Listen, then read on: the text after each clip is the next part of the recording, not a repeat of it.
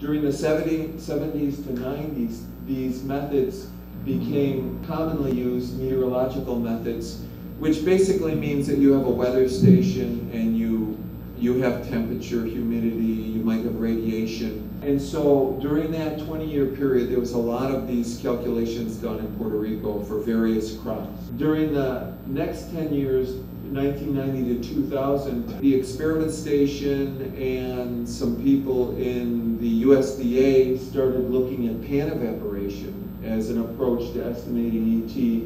And it's a very inexpensive method and is quite appropriate in some cases. Since 2000, we've started to do more field studies, use geographic information systems, GIS, and also remote sensing.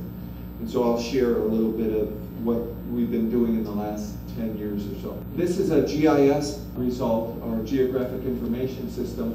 And in ArcView, what we did is we simply used a relationship which related temperature with elevation, air temperature, actually minimum, maximum, and average temperature with elevation.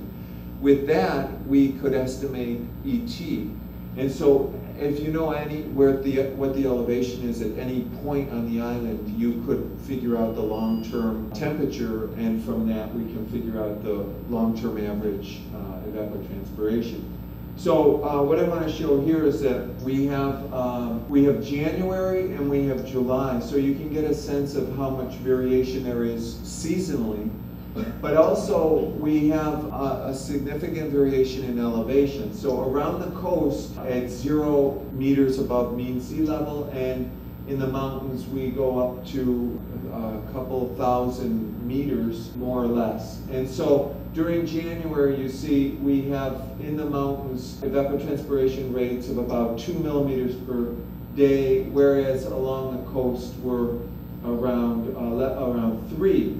But in July, in the mountains, we're at about 4, and then along the coast, maybe up around 6 millimeters per day.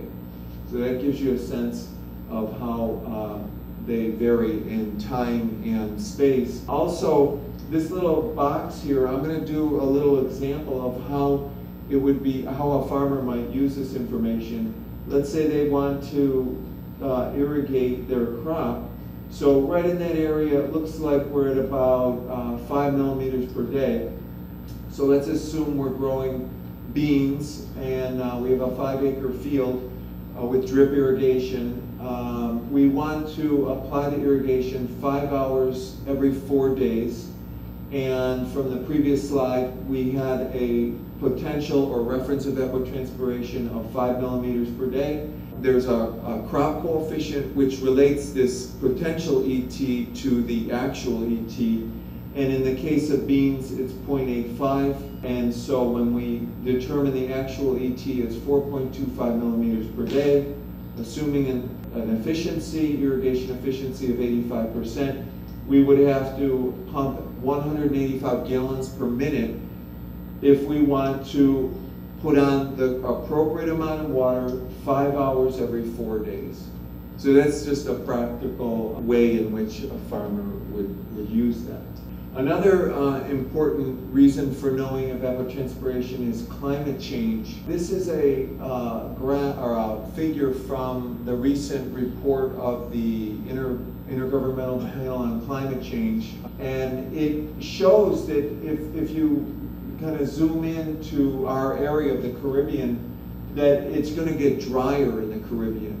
And this is data for the year 2090 through 2099 relative to current conditions. And what we've done in Mayaguez is we've downscaled some global circulation model data and determined rainfall deficits. In this particular example is Lajas. And what we see is that our results are very consistent with the IPCC results, that it's going to get drier in the future. But interestingly, from the previous slide, this is December, January, February. This is June, July, August. It doesn't have September, which is when we get a lot of our rain. And what our results showed is that there's consistency over those January, February, I guess December, January, February, and June, July, August. But then what we see in September in our result is a lot of rain, a lot more rain. So, and this is also consistent with the IPCC. They say basically it's going to get drier, but during the wet season it's going to get wetter, which means that we're going to have more extreme events. So in order to get this result, we need evapotranspiration. So that's another reason for using it. This is a calculation of the yield reduction in Lajas. It's sort of for a generic crop, but it shows that in the future, with reduced water during most of the year, we would have a reduction in yield, but yields would increase under rain-fed irrigation during that wetter period, but we would lose yield during the other parts of the year. So why is this important? From a practical standpoint, we are going to have water conflicts in Puerto Rico. We already do actually. In Lajas, the irrigation system that brings water in from the mountain is not fully utilized. We're only using about a half of the land for irrigation, for agricultural purposes. So there's a lot of idle land. And so what happens is the irrigation water that's not used in the large-scale irrigation system goes to the aqueducto, which is in Cabo Rojo, and they use that for drinking water. So they're really becoming dependent on that water. Now, what happens if we say, oh, okay, let's increase agricultural production?